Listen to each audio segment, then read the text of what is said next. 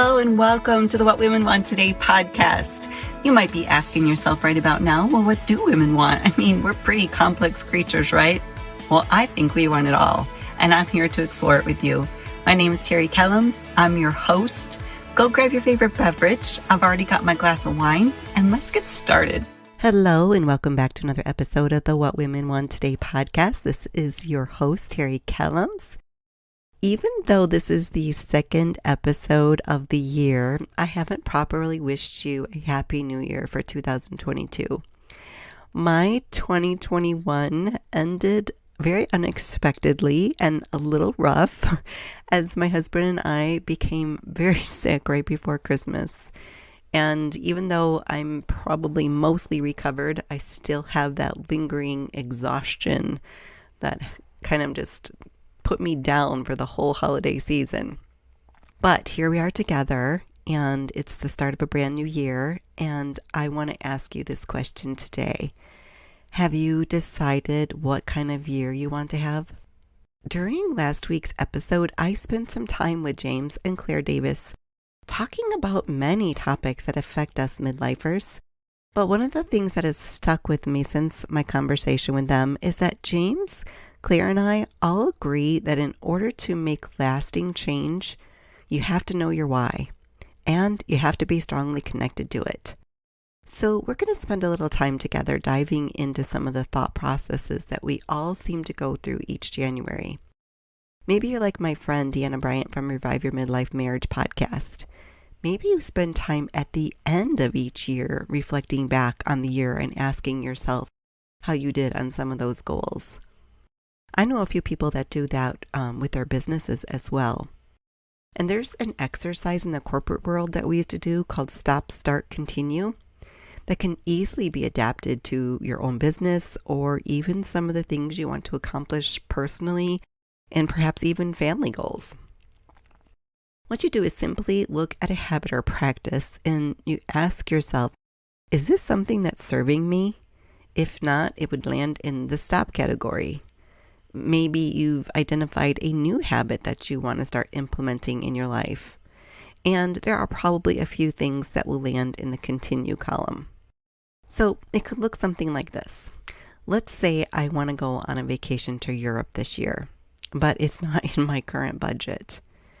If I stop dining out 3 times a week and shift to just once per week, I could save $50 per week. That's $400 per month. To further get control of my budget, I could start to log all my expenses in a notebook and look at patterns and remove frivolous things from my spending habits. And finally, I'm a reader and I don't plan to give that up anytime soon. So I will continue to read books I love, but I could also get some of them from the library or reach out to some of my friends that I know are also readers, and we could arrange to do a book swap every couple of months. However you choose to go about it, at the end of the year or at the beginning, it's a very common practice for people to set resolutions. They've resolved that this is the year they are finally going to do that thing. And for the past few years, I've heard people talking about adopting a word for the year. A word like my friend has picked. She picked the word intentional. And I like the thought behind this word because the past couple of years felt like we spent more time reacting to things going on in the world rather than responding. When you pick a word like intentional, it means you're going to be much more deliberate in choosing your activities. Intentional about how you spend your time, money, and resources. So if you're not much of a resolution setter, I know I'm not really, maybe you're more of a goal setter, or you've picked your word for the year already.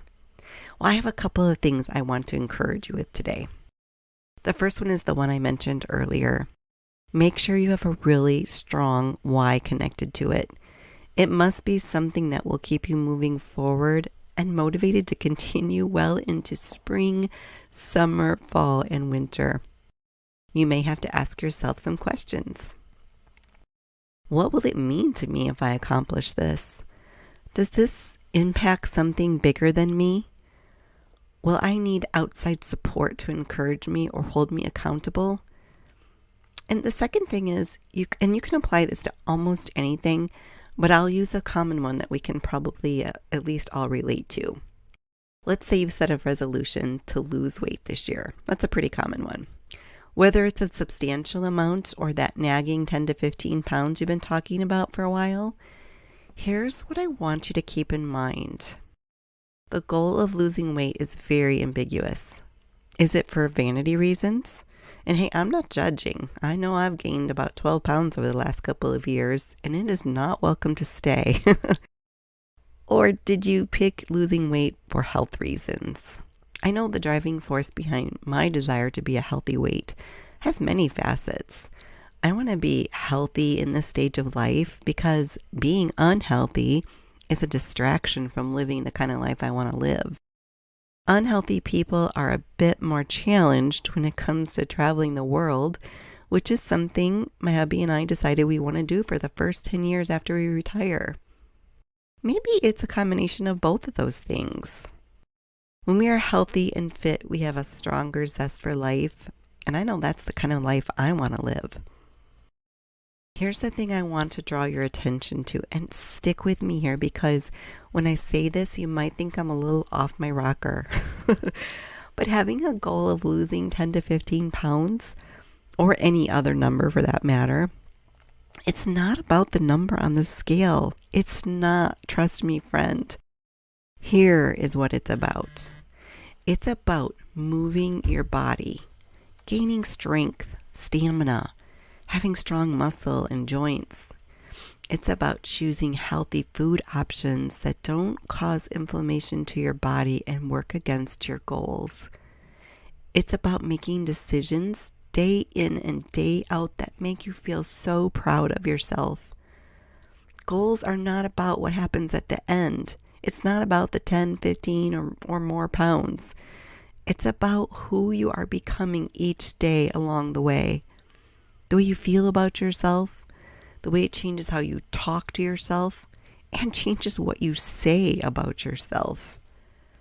This, my friend, is why we set goals, resolutions, and adopt the words like intention. So the date this airs is already the 11th of January 2022. But it's not too late to modify, change, or completely start from scratch on what you want this year to look like. Be sure to ask yourself the right questions. Write down your goal, resolution, or word of the year where you can see it every day. Sometimes you have to start at the end and work your way back to the beginning when trying to accomplish goals. But you need a good solid vision and a why in order to be successful at it. Now, I like to encourage my coaching clients to daydream. And I've also heard it called vision mapping. It can be very useful to create your own little mind movie with as much detail as you can possibly conjure up. What does it look like, smell like? Who's with you? How will you feel? What will you have to change in order to get there? What challenges might you face? And how will you learn from setbacks? Don't forget to figure out how you're going to celebrate your victory. Knowing the answers to questions like these will strongly connect you. It will give you the sense of ownership that ties you to the process. If this seems very appealing to you, but you just feel overwhelmed at where to start, send me an email. We can set up time to have a free call to see if working together might be the boost you need to move forward. You can email me at terry@terrykellums.com, and I'll put that in the show notes so you'll have easy access to it.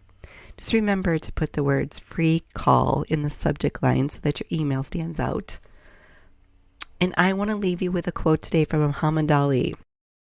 And he said, "Impossible is just a word thrown around by small men who find it easier to live in the world they've been given than to explore the power they have to change it.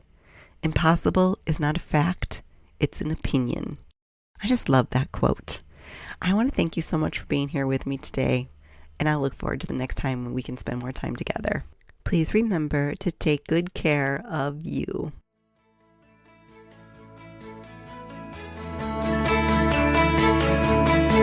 Thank you so much for joining me. I hope you enjoyed today's conversation as much as I did. If you'd like to continue the conversation, come on over and join our private Facebook group, What Women Want Today. I'd love to hang out with you some more there. Any resources mentioned in today's episode will be in the show notes. You can find me on Facebook and Instagram at What Women Want Today Podcast, or visit my website at whatwomenwanttoday.com. Please remember to subscribe, download, and share. Leave me a review. It helps other amazing women find the show and become a member of our community. One last thing for you today. You are not alone. You are worthy of love and a fulfilled life. Now it's time to go after it.